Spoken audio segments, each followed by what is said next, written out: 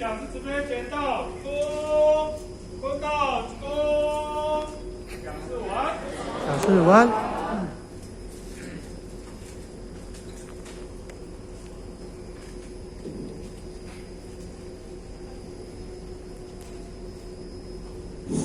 各位请坐。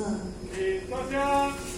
各位先辛苦了哈，在假日非常需要休息的时刻啊，这么精进的来佛堂学道，真的很不简单。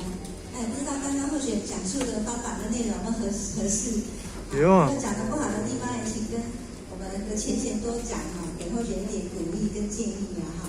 然后后学是来这边学习，也是诚惶诚恐。好，那刚开始是讲到说啊，这个道那么殊胜啊，都有诸天仙佛来助道，很多的印证哦。那这个道呢，是不是也是它的殊胜，是不是我们生命中很大的护身符哦，可以帮助我们逢凶化吉、躲灾避难，所以跟与道同行的福利很多哦。那后学讲后学的例子哦，后学在民国80年的时候，那一年后学快要大学毕业了，没想到那天早上呢，后学骑着机车跟往常一样，想要到医院去上班。没想到呢，或许在半路上就发生车祸。那刚刚或许有讲了，或许被送到急诊室。那奄奄一息的时候，就是哪位先回来救后学？济公活佛。在民国80年的时候呢，只有后学一个人，后学家里只有后学一个人，还在道场学道吃素跑道场。那爸爸妈妈在忙什么呢？就是忙赚钱。好，在民国80年就跟今年的股票市场一样，都上万点。所以他们已经退休了哈，每天都在股票市场玩股票。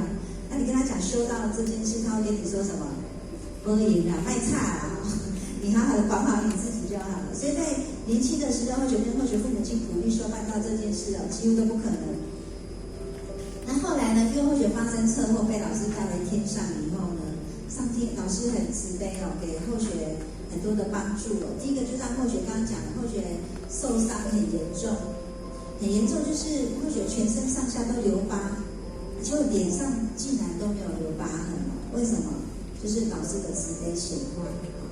不相信的浅如果课后可以来找后学了，或者身上10几个洞全留疤，不管大小全部。但是或许并没有戴安全帽，那整个人飞出去，然后高速着地哦，那脸受伤是最严重的。然后那时候老师带我回天上呢，就跟后学。就是交代了很多话，帮忙成全了后学的父母亲。所以后学在民国80年的7月30号发生车祸，不到2个月，后学家里就设佛堂了，就在929，差不多整2个月。后学爸爸妈妈呢，尤其是妈妈就陪我吃素2个月，就亲口设佛堂。这改变容不容易？不容易。那为什么不容易呢？因为老师慈悲在天上就跟后学交代，要我转达给后学的妈妈说啊，你跟你妈妈讲，你过世的外婆呢，等着你们家设佛堂修道要沾光。好，所以印证了一件事，我们修道谁可以沾光？祖先和九玄七祖。那后学妈妈呢，这辈子她最大的遗憾就是后学外婆很年轻就走了，不到60岁就归空了，所以她生命中最大的遗憾就是没办法再尽孝道。来听到仙佛这么讲呢，他就不到2个月家里就设佛堂，就亲口吃素。所以呢，后来后学也把后学的故事啊，有写下书，好，他也有出 CD 在我们的光会书局。好，那如果对前对后学的故事有兴趣的话，你可以上 YouTube 查济公老师的爱与阴影，应该有很多以前后学讲课的，还有一些录音档都有。好，那后学讲一下。老师讲了哪些话来帮忙后学成全妈妈呢？除了刚刚那一点，就是祖先可以沾光以外呢，就是因为后学妈妈她有几个观念，让她没办法修道，没有办法设佛堂。好，那讲到老师成全后学妈妈的缘由呢，也就是老师提醒后学说，后学在天上呢，在下来之前就立了一条愿力，就是要度化后学全家人修道。所以这印证了一件事哦，我们很多的前贤来到人世间哦，我们是趁愿而来，这样了解吗？是要了愿才会怎样快乐。假设你是趁愿而来的，你现在每天在外面虽然过得表面上很快乐，可是你没在当修拜道，你内心一定会有不安。那个不安的感觉会告诉你，你做的事情不是你该做的。好，那个时候呢，后学递了这条要度化全家人求道哦，后学心里就很纳闷，因为后学这辈子没有递过这一条愿，我就跑去问老师说：“老师，我什么时候递的这条愿？我一点印象都没有，是不是你自己帮我写上去的？”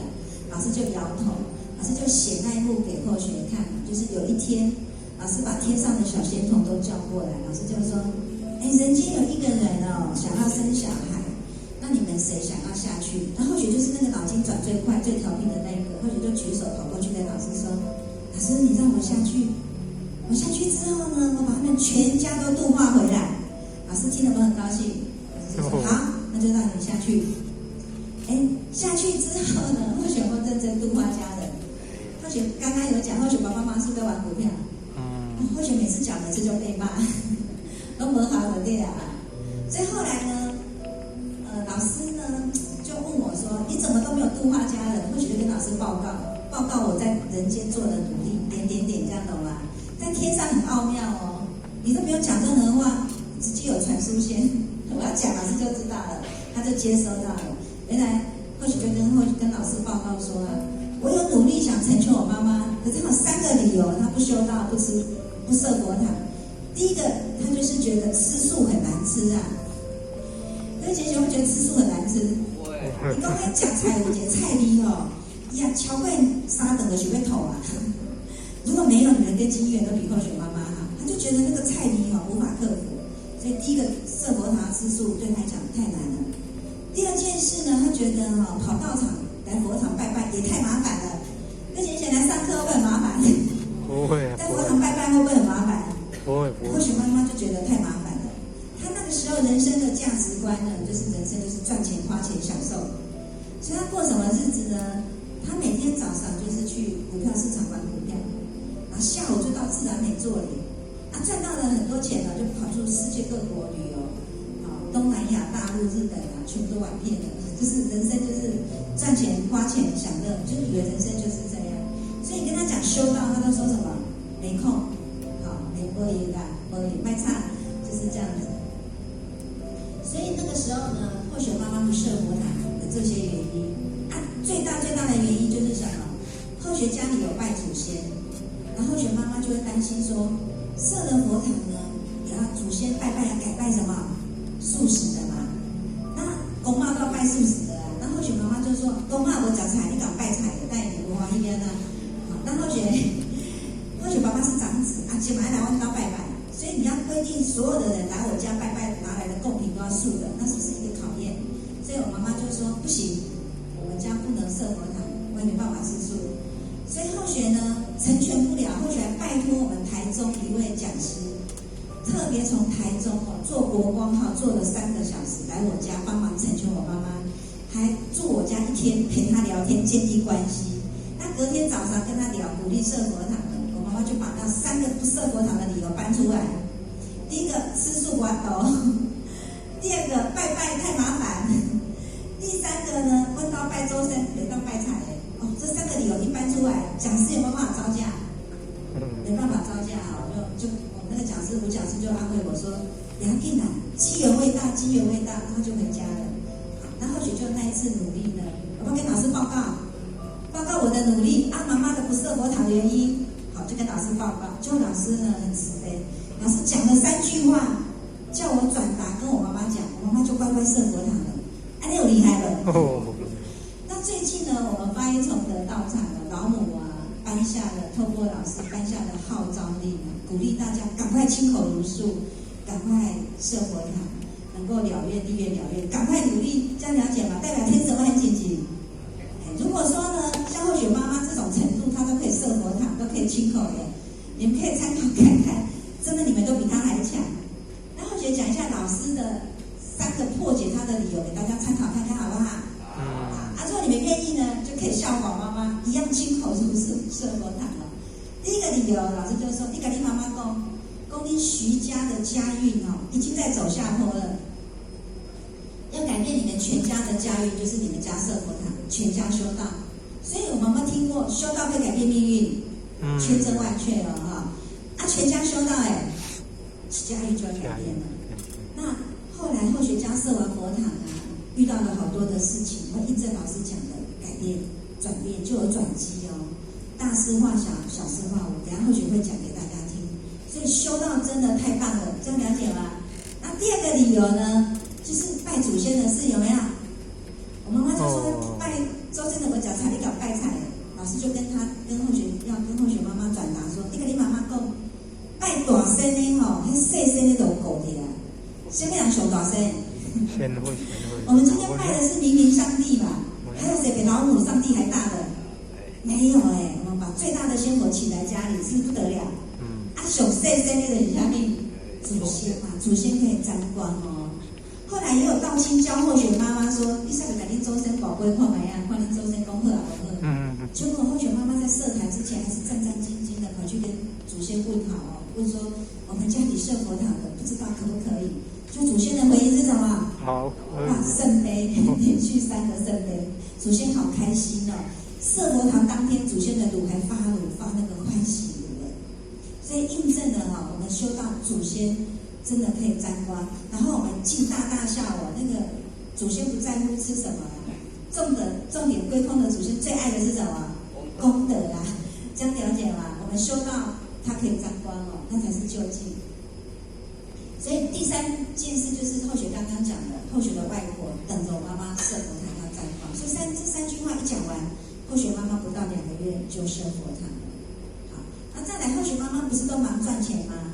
好，那老师就一直问我说，你知不知道你妈妈脑袋瓜只有装2个字啊，让后学猜，我猜好久都猜不到。老师就跟我说，你妈妈脑袋瓜就只有装2个字，就是赚钱。你跟她说，将来斋节很多。赚的钱不一定花得完，所以呢，好好的行功了愿才是最实际的。最近有没有感受到了斋节天灾人祸有很多？有。所以呢，老师也告诉我们哦，最近我们道场也有批了一篇妙训，叫做功德银行啊。各位浅显，我们求完道了以后啊，我们上天都帮我们开了一个户口，叫做功德银行的户口。各位浅显问大家一下哦，斋节来的时候啊，是人间的银行比较有用？比较有效，还是天上的功德银行存款比较有用？天上。所以你要在哪边存钱？天上。我们2边都存，好不好？好，我们贪心一点，人间的也要努力赚钱，天上的功德银行也要努力存款，好不好？像今天不要小看哦，你坐在这边，你也是功德一场哎，你助道有功，是不是？啊，你听课听得高兴法喜充满，小仙桃会帮你浇智慧水、功德水哦。好，等一下后学会讲，后学看到的那个仙桃园的状况就是如此。所以后来后学讲一下后学家里的改变啊，有一天呢，后学家设完佛堂3年后，后学弟弟的小孩在家门口被人家倒车碾过。你有听过那个新闻？人家倒车碾过，都是几乎死掉了，对不对？很少会存活。后学弟弟的小孩3岁就卡在2个车轮子中间，竟然没事哎，就掀了一块头皮，住院1天而已。那是不是上天护佑？第2件事呢，就是后学爸爸7年后得了那个气喘发作，就像邓丽君一样，完全没有气息。就后学平常都很忙，不在家，刚好那一天在家，后学住妈妈家一条巷子口，后学是护理人员嘛，冲过去帮我爸爸急救，他完全没有气息，脸都黑了，心脏都不跳了，我帮他 CPR 救回来。但在急救的过程就如有神助，后学力气超大的，头脑超清醒的，就很顺利把后学爸爸救活。所以我们人有在修办道啊，遇到任何的事情都有上天在旁边护佑，安排得很好。再来就是后学爸爸97年了，他生病了，生了一个大肠癌，而且是末期第3期。那后学爸爸那时候已经80岁了，然后他平常有气喘嘛，他肺功能在那一年他已经恶化，只剩下2成的肺功能。你想想看，80岁又得大肠癌末期，那要救，被救出来了，对不对？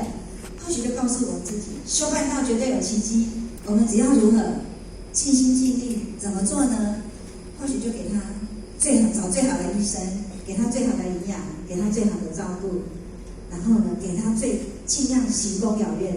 所以他开刀之前呢，我们全家都到佛堂磕头表白立愿。后学妈妈就把他这几年出国办道的功德给他，后学就把后学设佛堂的功德、办道的功德全部给他。结果上天有没有护佑？好？看这个照片。那其实或许爸爸叫徐阿明阿明老爹。这个 PPT 呢，或许当初为什么会制作，是因为或许爸爸化疗快要结束了，身体康复的不错，他想要邀请他的亲朋好友，他的比较亲密的朋友回来喝咖啡聊天，谢谢他们这段时间的关心，分享他抗癌成功的案例给他们听啊。那或许想说年纪大的长辈很想讲，讲不出来，对不对？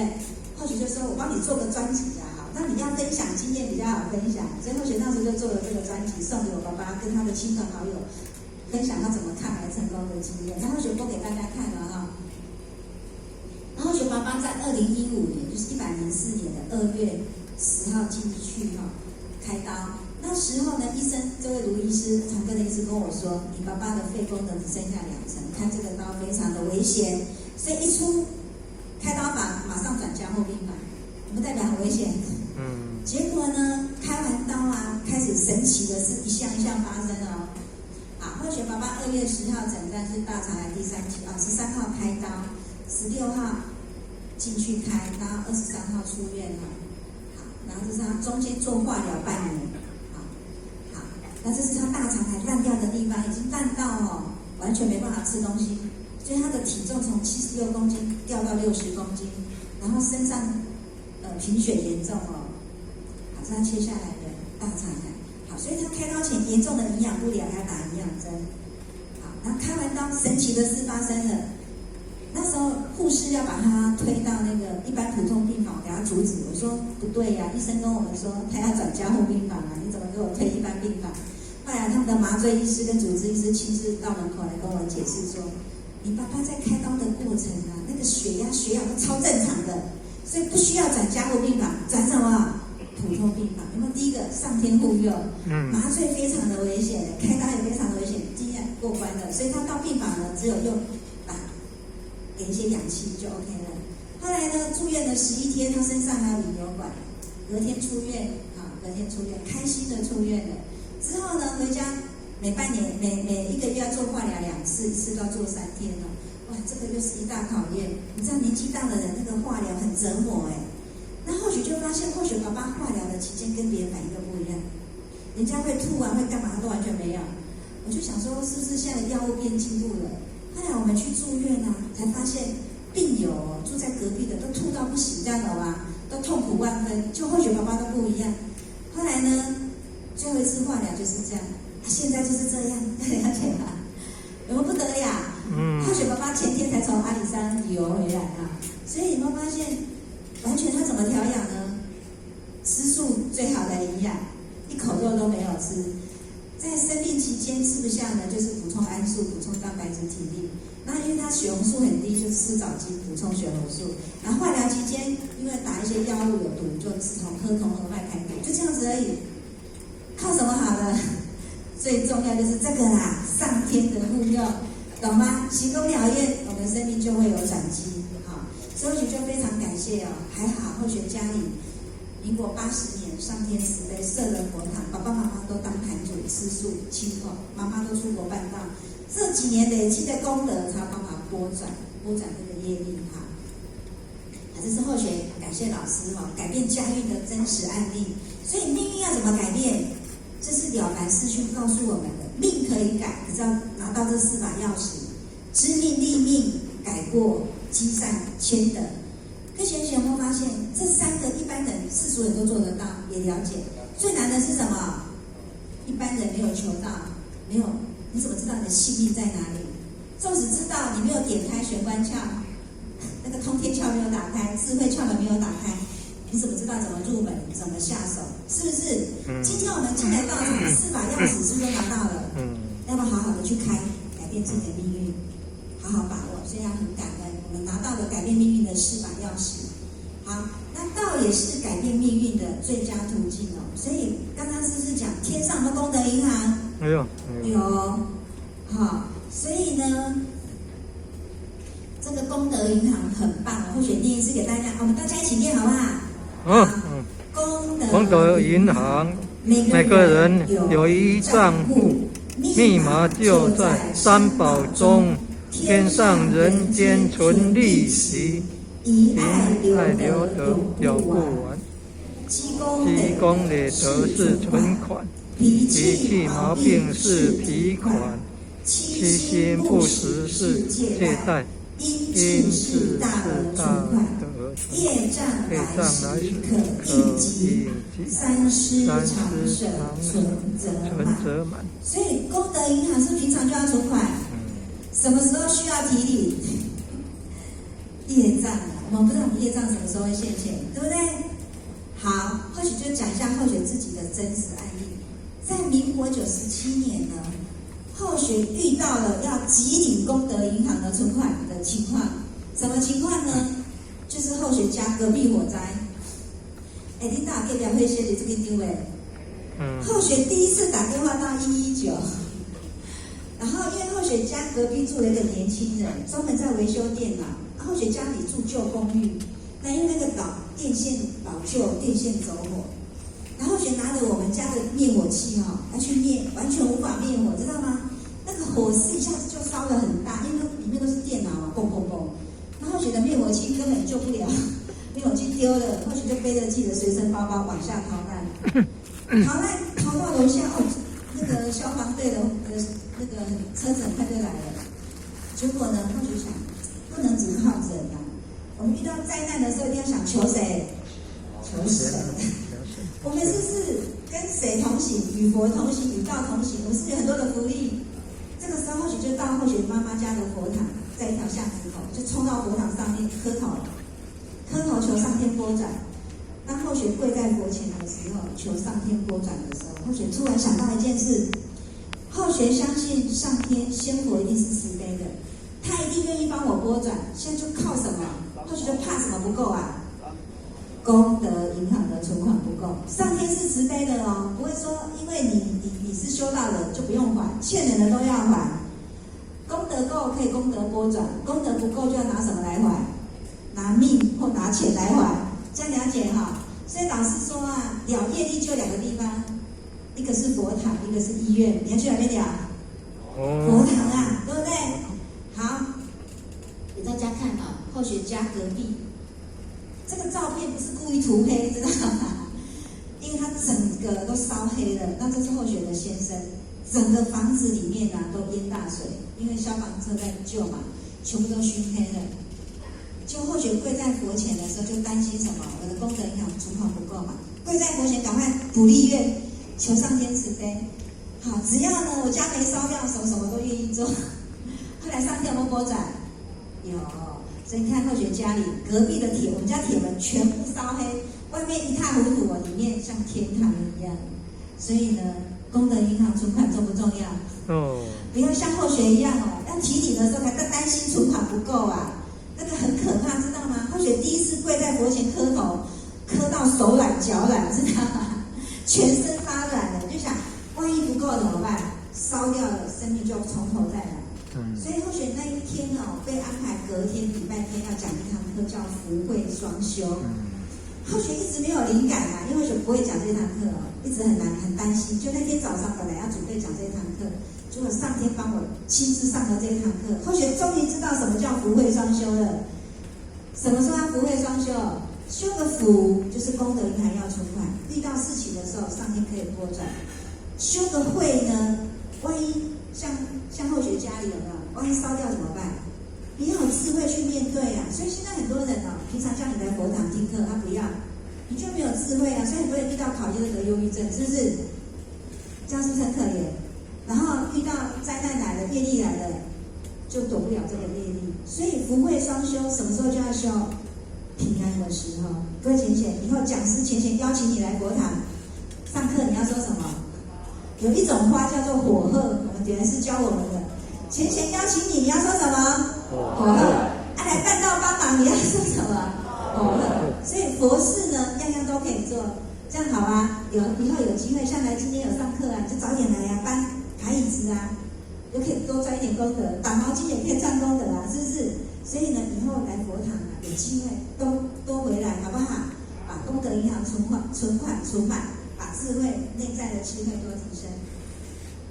好，那后学现在介绍我们道场另外一位浅显的故事也是修道多转改变命运的真实案例后后学发生车祸啊，是谁救的？是济公老师救的嘛？我们这位前贤哦不得了，他的背景实在是太厉害了哦。结果他有一年哦心脏病发作，是谁救他的？知道吗？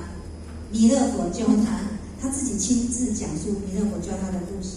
我们这位讲师哦，他是在美国，他是麻省理工、哈佛大学的双博士，他有搞了法学博士跟气管业务博士，好厉害的人啊！他在麻省理工当电机系教授，竟然在这个高知识分子的嘴巴跑出几个字：道真、命真、天命真。要不是道那么好，你要叫他相信的不容易。这个绝顶聪明的人，他为什么愿意相信？就是这个道真、理真、天命真。那他发生事情是怎么发生的？就是他从小有心脏病，他心脏装了一个节律器，就在他45岁的那一年呢，节律器突然已经导就没电了。没电了，你心脏如果停止跳动，节律器又没电，会怎样？心脏就不跳了，有没有很危险？就那一天哦，他在家里刚好他们半个人在家，所以刚好他们家有佛堂哦，他就用他仅存的一点点力气爬到佛堂，跪在佛前求仙佛慈悲。就那个时候谁来救他？弥勒佛亲自救他，帮他换心。我们听他来讲一下他换心的故事，好不好？换心。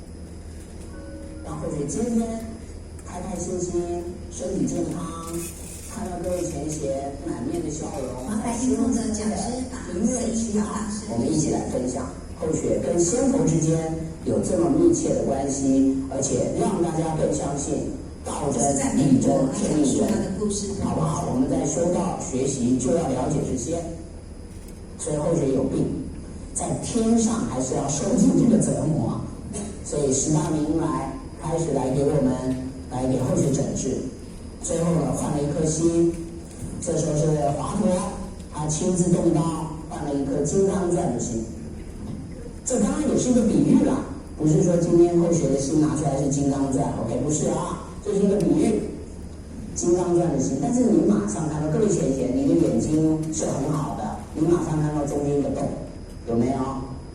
好，后学也不是笨蛋。后学是双博士，后学做生意还挣了不少钱，觉得说，奇怪，仙佛是不喜欢我吗？换就换一颗好一点的，换个有洞的干什么呢？你有什么意思啊？其实那时候仙佛，尤其弥勒佛就直接讲，他说的非常明白。第一，你要先了解这金刚钻的心是怎么来的。好，大家猜一猜怎么来的？你们每一个人都求过道，求到了一刹那，那一时候，你跟引导师之间的沟通，你跟点传师之间的这种感情，那叫出发心。每一点的出发心凑在一块，1800个人就凑成这颗心，因为后学度1800个人。OK， 就引导啊，或导师啊，或引师，或者在佛堂做团主讲师，也把他们渡过来，所以这是1800个人的一颗用他们出发心凝聚而成的一个金刚钻心，很伟大，表示说人家的出发心来帮助我的。好，那因为时间的关系，或许没有办法剪辑全部给大家看，或许就剪了一个重点。所以他们讲到一件事哦，他今天为什么上天可以帮他换心？所以有没有发现他功德银行有没有存款？上天是公平的，他度了多少人？1800个人。你看哦，他知道道真、理真、天命真，就像老先生讲，知道道好就赶快去做，不要等到当讲师，你就可以度人了。这样了解吗？知道道好就赶快去做。他度了1800个人，所以他遇到危难的时候，那1800个人的出发心，就是凝聚了他那个金刚钻的心。那后面他没有，后学没有解了，原来他那个破洞的心是怎么来的呢？因为修道哦，仙佛讲修道常保出发心，成佛有余。所以常保出发心容不容易？不容易。上天就是切跟他讲，你那个金刚钻的心有破洞呢，就是告诉他你要再把你的出发心找回来。各位前贤这样了解吗？所以我们修道的人要常保出发心。所以这位前贤他印证了我我们有与道同行，福利好不好？好好的行功累德，遇到事情改变命运，可以拨转。好，那道也是一个什么回天之路，可以超生了死。怎么印证呢？就是身软如绵的印证呢。那这个印证是来自于哪里？国外。我们因为点燃师都出国开荒哦，他在澳洲遇到的那个教堂哦，亲自打电话来跟他问啊，说啥呐哦，你才说出来拢嫩的呀？啊，别个人上来拢啥呐顶空空。知道国外的教堂哦，他们从生老病死都在那一间教堂举办，这样了解吗？结婚也在那边，他们告别式也在那边，所以他们后面都有那个火葬，那叫什么焚化炉啊。然后他们就是看到很多人，就我们道场送出来的那个归空的死者就不一样，身软如绵。来听他讲好不好？身软如绵的印证。出来。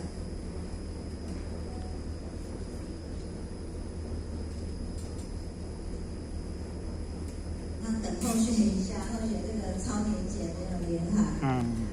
糟糕，那开一下，大概要找一下。找档案。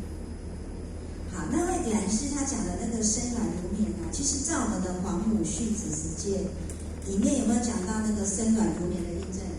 也就是动物体师下不服从哦。那其实后学最近啊，以前都讲别人的故事啊，最近都遇到谁？自己的亲人啊。那后学呢，婆婆过世的时候啊，后学婆婆也是坛主，很感恩哦。就是后学婆婆走的时候啊，真的是身软如绵，面色如生。我看了都好感恩感动，知道婆婆被仙佛带回去的那种感觉就会怎样，比较安慰。后学的那个学妹啊，讲师43岁归空，也是身软如绵。好，后学。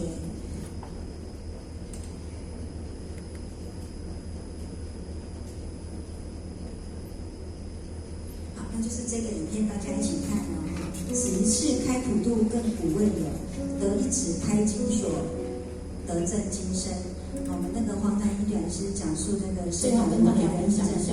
有一天呢，在澳洲，后学刚好去就是法会，奉给老师之命到澳洲去办法会。法会的时候呢，结束以后接到一通电话，是澳洲布里斯本当地的殡仪馆的总经理打电话来，他说我想要去参访你们佛堂，说为什么？说我只是想要了解一下。为什么？因为他们那个澳洲那里那个殡仪馆是一个教堂，然后后面就是焚化炉，然后就给人家当场在那边反告片去。他说我很好奇的，只想知道为什么只要是从你们那里来的，全部人死掉的时候身体都是软的，身软如绵，因为他们所办的丧事一律身体是硬的，只有你们那里来都是身软如绵。而去跟他讲道的珍贵，因为大家有求道，这个地方一代名师的佛堂，所以引起当地的震惊这个叫做天命的可畏。所以呢，要不是道那么殊胜，你要叫人家身软如绵，容不容易？你要叫死人装软，拿1000万给他，他没办法变软了。好，所以在习俗当中，为什么要赶快帮人家穿寿衣？因为人跟动物一样，死了都会僵硬。所以黄母续子说求得到天榜上挂名，动不体师，下不服从，这是上天老母给我们的印证。这个老爷爷他不是在睡觉他已经归空了，这样了解吗？所以朝闻道指出来，细时可无价宝，凭此一指，直反遥领。所以这个身软如绵代表怎样？我们回到了最安全的地方，回家的一个印证啊。所以这就是道的殊胜。好，所以呢，我们今天求了道，是不是很不得了？好，上这个法船我们要很感恩，感谢上天慈悲。好，让我们可以得闻这么好的先天大道，让我们找到了回家的路。好，所以呢，我们今天求了道，是不是天榜挂号？我们看完法会，是不是佛盘注册？所谓的佛盘注册呢，就是你成为圣贤仙佛的候选人。你只要好好的进去那个学校读书，你注了册，是不是可以拿到毕业文凭？今天进来道场上，我们拿到了这个佛盘注册，我们只要在道场上好好的学修讲办行，你就可以拿到什么毕业文凭？成圣成贤的毕业文凭，棒不棒？好，所以呢，我们每个人都可以成为神仙所以我们仙佛呢就批了这一篇妙训，叫做神课。你要成为仙佛呢，要做几样功课哦。至是有一点小，后学念给大家听的，就是修道品格验当先。所以第一个功课是什么？品格。栽培功德立志前要有什么？功德。再来火候炼足性光线要有什么？火候。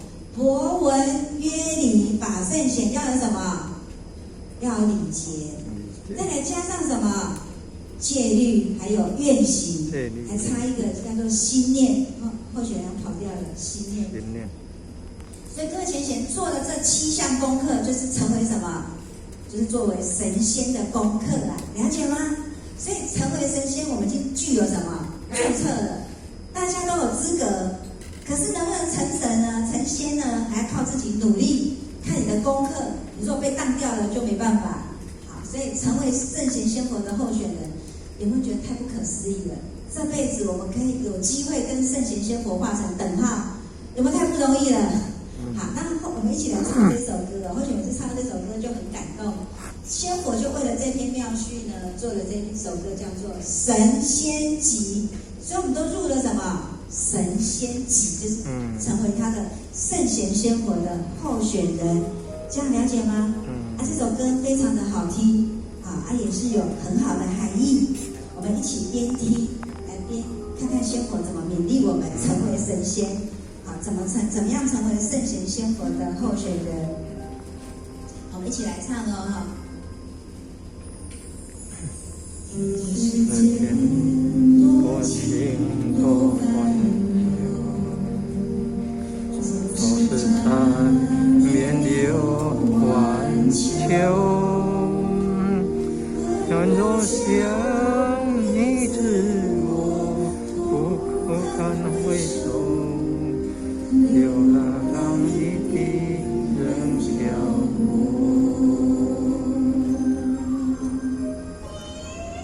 所以我们不修道的人生呢，就是流浪异地，六道轮回。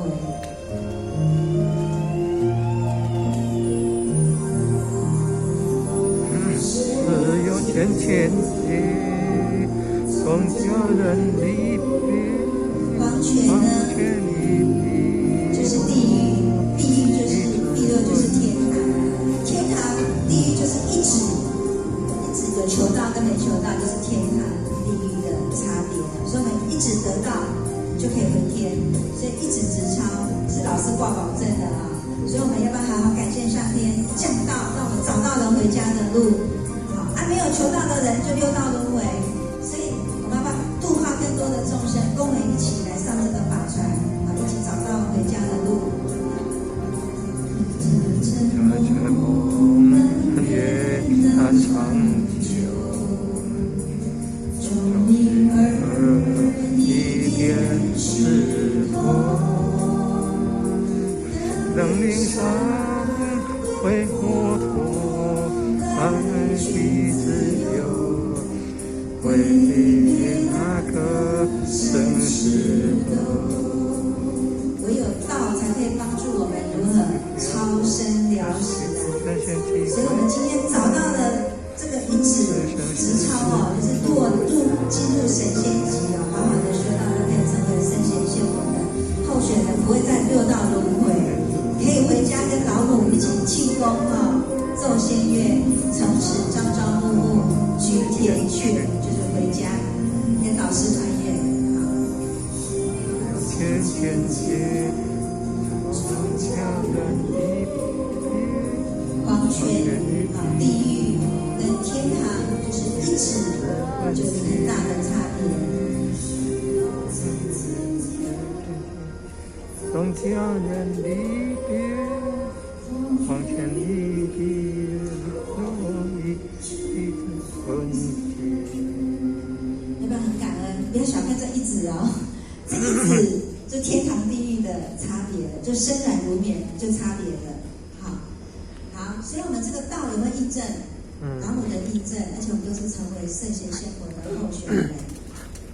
那因为有前贤跟候选说希望这堂课可以跟大家分享老师在天上给候选人提醒的那候选人呢就分享一些候选人其实被老师提醒什么呢？总是修道修不好的地方。老师呢就跟候选提醒我们在道场上修道跟办道要结合，不能修办道如果没有佛心存着人心办道，就变成办人事，而不是办佛事。然后那时候在中山医火食团在学校推动道务也推动的不是很顺利，所以那时候呢，我们都怪那个众生难度，就说医学院的学生那个业力最重，跟他讲求道他都反驳我们。所以以前呢，在火食团办道都被同学都拒绝，然后就很难过。结果呢，那时候我们都说众生的根基因缘不好，然后我们就自己在里面偷懒，想说都要毕业了，要忙功课了，你们不来我也没办法，就这样子。结果呢，老师有没有很担心？济公老师很担心那因为我们那时候火食团要找房子，一直都找不到房子我们的目标很难我们的房子要设定离学校要近，又要大又要便宜，难不难？后来真的如愿让我们找到一间又大又便宜又离学校近的房子。结果在跟房东签约的时候房东一直摇头，就说好奇怪这个房子我明明跟2个人签好合约，为什么租不出去，竟然租给你们？然后我心里就在偷偷的想说，会不会我们在办道暗中都有仙佛帮忙拨转？后来回去几天才知道是谁在帮我们拨转，老师老师跟后学说，那个房子都帮你找到了，一个拎东西的爹在那出捆，这样了解吗？就是在偷懒懈怠。那个时候我们道务推展不出去，我们都说众生的根基因缘不好。结果老师跟后学说，不是众生的根基因缘不好，是谁不好？老师就说，因为你们上梁不正下梁歪，这样了解所以我们今天道务推广不出去要先检讨自己因为我们每个人当讲师当学长姐，我们身上都没有道范，然后办道又办到吵架，听懂吗？还有人事不合。那你们会这样子吗？应该不会我们的真的修为很不好常常吵完架脸色都很臭到亲戚来一看到你的表情，你会觉得很可怕。怎么一个修道人面露怎样都没有祥和之气修得苦哈哈的，人家看到我们敢修道吗？就不敢。所以我们道路推不好，都没有检讨自己。后来老师这么一讲，我才了解，原来这个行有不得要如何反求诸己。所以后来我们每天晚上我们那时候还没有设佛堂，我们就在一个小小的临时佛堂，每天晚上10点全部集合在佛前磕头忏悔反省。当我们每个人都改变了改变脾气毛病，奇怪道路就好了，这样了解了，道路就越来越好。从搭伙没有人，后来搭了2桌满满的人。从开法会求道找不到人，有一次还渡了半台游览车的人，渡了10几个人去开法会。所以发现我们好好的提升自己，身上有道范，有到位，我们才有办法度化别人，对不对？所以为什么香港开口渡人？因为我们身上怎样没有到位，没有道范，对不对？所以我们要渡人之前要先度化谁？度化自己。还有呢，老师提醒我们，修道的人要以身作则然后也不能看人修道，这样了解吗？很多人都用看别人的角度来看这个道好不好？人跟道是无法变成整体的，纵使他是道场的前贤，他也不代表道，这样对不对？我们是依理而修，不是看人修，对不对？只要是人，难免都有不圆满的地方，我们要互相包容，互相体谅，而不是说他不好，道就不好，就不来修道。那损失最大的是谁？我们自己，那就是没有智慧啦，对不对？那像或许在佛堂表现不好，谁知道？仙佛都知道，或许都以为或许表现不好的只有自己知道，没想到在火食团的表现不好，上天都知道。连我离开佛堂，在医院、在家里表现不好，上天都完全一目了然或许都偷偷被点出来，这样懂吗？老师就说，你在火食团看到别人不做事情，你就在生气或许这件事情从来没告诉别人我每次在佛堂帮忙每次办完活动大家都跑光光，我在收拾善后呢，我心里都在嘀咕，你都跑那么快你明天要考试，我明天就不用考试了那种照料料理，我心里就边收就边嘀咕，不开心谁知道？仙婆就知道就说你看别人不做事，你就在生气。后来或许就检讨自己，原来在佛堂办事我是对上天表白，不是对人表白，知道吗？他不做是他没有智慧，懂吗？他的业力比较重嘛。你要感恩，感恩你没有业力缠身，没有什么业，家业、事业、凡业缠身嘛，你比较多时间可以好好的了愿嘛，那更感恩。所以我们在道场上我们在行功了愿要心甘理得，要开心了愿，不要一边做一边抱怨，这样就没有功德了。这样了解吗？所以他说修道不由衷啊，累死也无功，是不是？所以我们今天修办道呢，不要看人修啊，自己要求自己，然后在做佛事的不要抱怨，不要比较，不要计较，这样了解吗？再来呢，在伙食团哦，在佛堂办道务都不能懈怠。而且刚刚不是有说嘛，我们道务推不出去嘛，因为读医学院功课都很重嘛，我们毕业又要国家考试，实习期间呢又很累，又要交很多报告，我们就说基本上道务推展困难就怎样休息算了啦，活动办少一点。结果这样子谁很担心？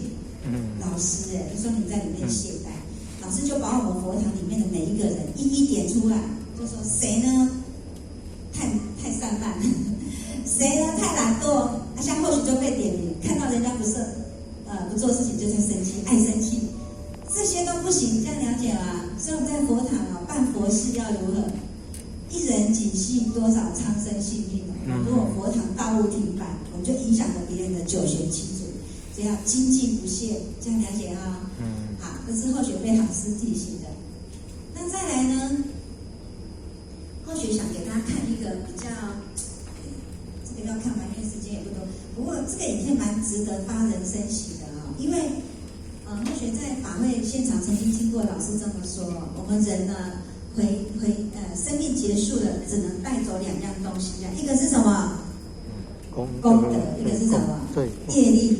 那这个影片很发人深省，就是这个阿伯，日本的阿伯，这个地方呢，就是在结算他在世的功德跟业力的地方，算好了以后要帮他分发出去投胎转世的地方大家来看他们怎么对话的，还蛮好玩的。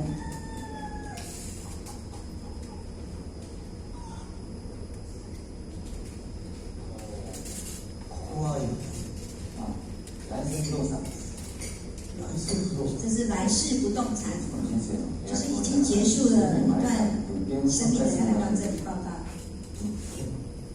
要するに魂が次になる体のことです。那这边就是要选择你要投胎要去哪个地方。そういうシステムですね。那这位先生就问他说：“你想投胎到哪个地方啊？”一緒ですからね。皆さん。他说嘛，如果要能够转世呢，我希望能够当人，他的志愿第一志愿当人。他说，不是每个人投胎都可以当人如果前世的德性不佳，就没办法当人。要算你前世，算一下你的积分好不好？才能够决定你要去转世哪里投胎，然后到天上有一台电脑就记载了我们的功德银行跟我们的功过都在里面。不管我们的善行恶行都记录在这个电脑上面。他就看到一个数字358，他就很好奇问那个先生：“这是什么数字？”我说：“这是乱丢垃圾的数字。”然后你经常把报纸丢在电车的行李架上，你看上天的录影带都录起来了，都被拍到了。他说他自己都不大记得，这上面都记得很清楚。他说别人有没有跟我一样呢？他说不大好说，有人真的比你还多次，可是呢也有人不认的。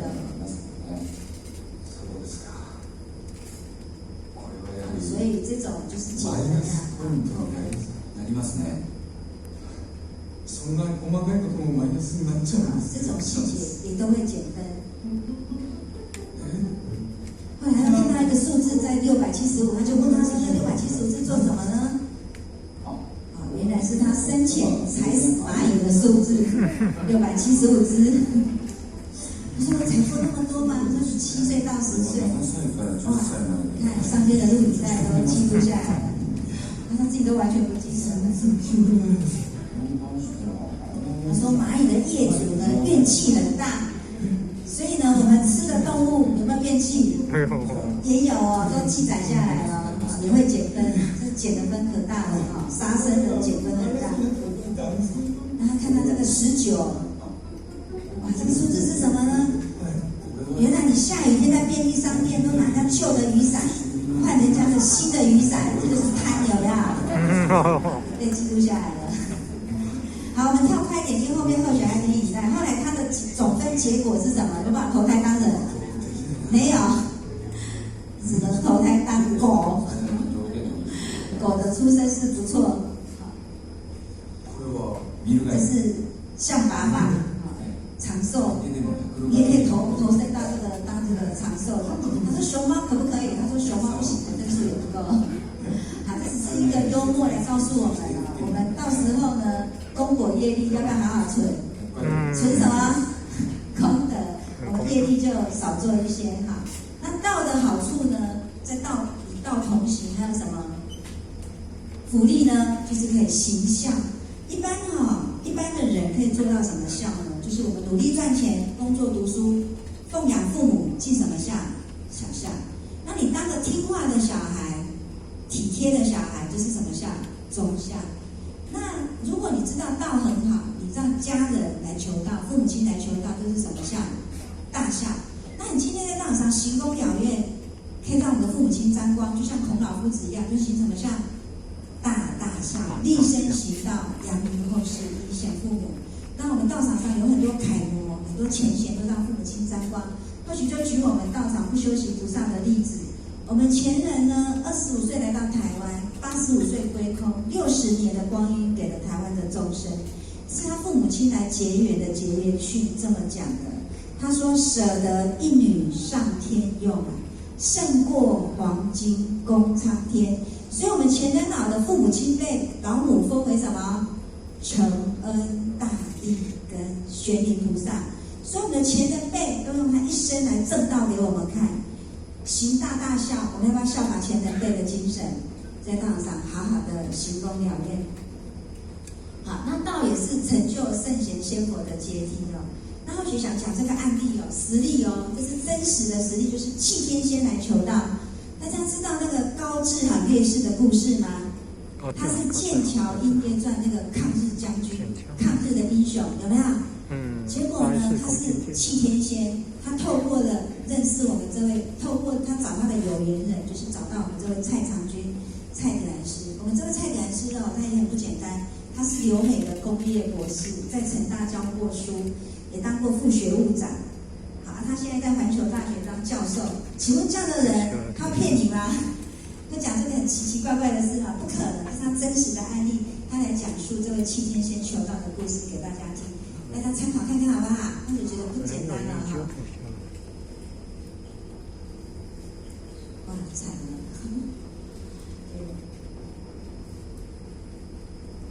对，或许你有连结哈，或许再开一下档案，对不起。